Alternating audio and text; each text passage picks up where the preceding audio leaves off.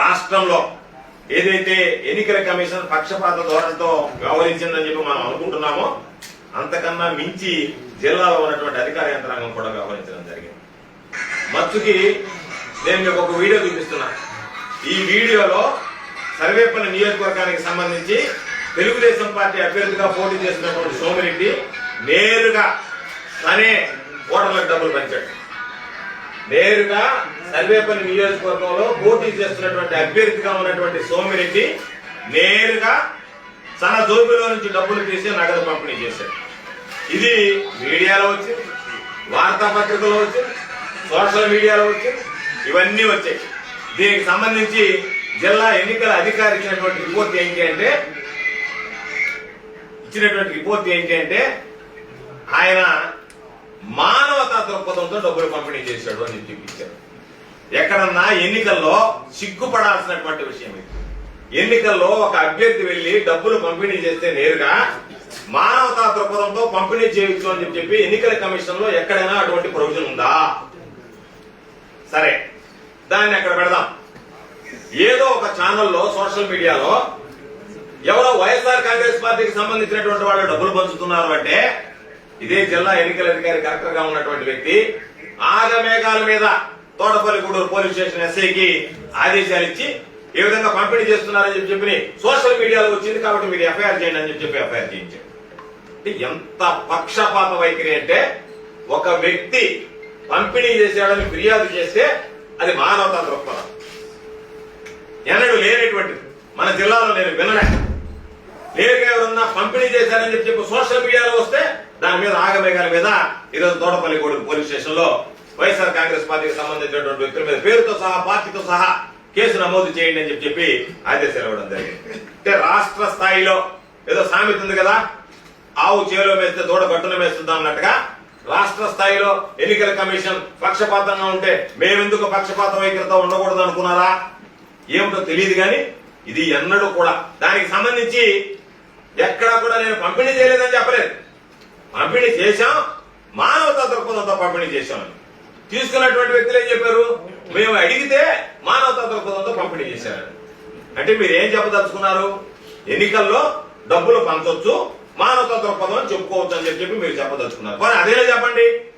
దానిలో ఏమో మీరు విచారించి దాని మీద పూర్తి స్థాయి రిపోర్టులు నివేదికలు తీసుకుని ఇది మానవతా దృక్పథంతో జరిగింది అని చెప్పి కేసు నీరు కాచారు. పక్కన జరిగినటువంటి సంఘటనలో ఎవరైతే పంచారో వాళ్ళ దగ్గర కూడా వివరాలు రాబట్టకుండా వాళ్ళ దగ్గర వివరాలు తీసుకోకుండానే నేరుగా పోలీస్ స్టేషన్ కి ఎఫ్ఐఆర్ నమోదు చేయండి అని చెప్పారు. కొంతమంది ఉద్యోగులు పాల్గొన్నటువంటి వాళ్ళ మీద ఎఫ్ఐఆర్ నమోదు చేశారు. తప్పులేదు, ఎన్నికల కమిషన్ సంబంధించి విధి విధానాల ప్రకారం. అయితే ఒక అంగన్వాడీ టీచర్ పాల్గొనింది అంటే ఆ తర్వాత ఆమె రాజీనామా చేసింది కాబట్టి ఆమె మీద చర్యలు తీసుకోలేదన్నారు. అంటే మీ దగ్గర సర్వీస్ రూల్స్ ఏం చెప్తుంది? ఎన్నికల కమిషన్ నిబంధనలు ఏం చెప్తున్నాయి? వాళ్ళ రాజీనామా ఆమోదించినంత వరకు వాళ్ళు ఏదైతే దొరికిన తర్వాత ఫిర్యాదు చేసిన తర్వాత వాళ్ళు వెళ్లి రాజీనామా చేస్తే రాజీనామా చేశారు కాబట్టి మేము వదిలేసాం, బానే ఉంది. మిగతా వాడు పాపం ఒక ప్రొసెషన్ వెళ్తూ ఉంటే అది వాళ్ళని క్రాస్ చేసుకుంటూ పోతే ఓ పత్రికలో వీళ్ళు పాల్గొన్నారని చెప్పి వేస్తే విచారణ లేకుండా ఎఫ్ఐఆర్ కట్టించేశారు. కాబట్టి ఇంత పక్షపాత వైఖరి జిల్లా స్థాయిలో ఎన్నడూ కూడా అవలంబించినటువంటి పరిస్థితులు లేవు. కాబట్టి దీని మీద ఇంతటితో విడిచిపెట్టాం. మరలా ఎన్నికల కమిషన్ కి చెప్పాం, ఎక్కడన్నా మానవతా దృక్పథంతో డబ్బులు పంపిణీ చేయొచ్చా, మీరు మాకు వివరణ ఇవ్వండి అని చెప్పి అడిగాం. దాని మీద ఎన్నికల కమిషన్ స్పందిస్తుందని ఆశిస్తున్నా. లేని పక్షంలో ఖచ్చితంగా హైకోర్టులో కేసు వేసి ఎవరైతే దీనికి బాధ్యులు ఉన్నారో అందరినీ కూడా దాంట్లో బాధ్యులుగా చేర్చి వాళ్ళ మీద హైకోర్టుకు వెళ్లి ఖచ్చితంగా దీని మీద చర్యలు తీసుకోవడం జరుగుతుంది తప్ప ఎవరో మా ఇష్టం ప్రకారం వ్యవహరిస్తాం, మేము జిల్లా ఎన్నికల అధికారిగా ఉన్నామని చెప్పి వ్యవహరిస్తే మాత్రం విడిచిపెట్టేది ఉండదు. కాబట్టి దీని మీద ఆర్ఓకు కూడా మరలా ఒకసారి అధికారికంగా వెళ్లి నేనే స్వయంగా వెళ్లి ఫిర్యాదు చేద్దాం అనుకున్నాం. కాబట్టి వెళ్లి అధికారికంగా ఆర్ఓ కూడా మళ్ళీ ఒకసారి నేనే ఫిర్యాదు చేస్తా. దొరికినటువంటి వీడియో క్లిప్పింగ్ బట్టి ఈరోజు దాన్ని బట్టి వాళ్లే ఇచ్చారు, పంచింది వాస్తవం అని ఒప్పుకున్నారు.